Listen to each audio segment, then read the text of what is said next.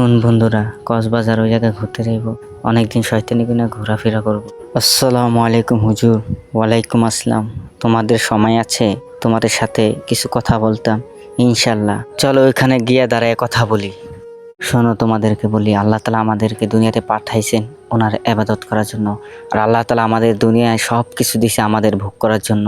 যা খুশি তাই করতে পারবো আমরা। তেমনই তোমরা 3 বন্ধু এখানে দাঁড়ায় দাঁড়ায় কথা বললে সময় নষ্ট করতেছো, কিন্তু নামাজটা পড়ো না। শোনো, এই দুনিয়া না, একদিন হঠাৎ করে যাব চলে আমরা, কিন্তু সময় থাকবে না।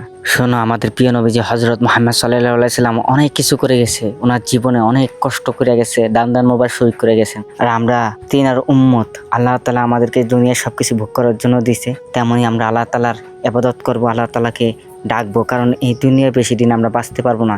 সবাইকে আমাদের মৃত্যু স্বাদ গ্রহণ করানো লাগবে। তাই সময় থাকতে সবাই আসো ইমানের পথে ফিরে।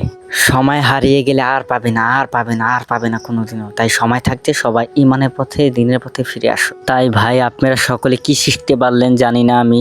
আমাদের পাশে থাকবেন, আপনাদের শিক্ষার জন্য এই ভিডিওটা আমরা তৈরি করা।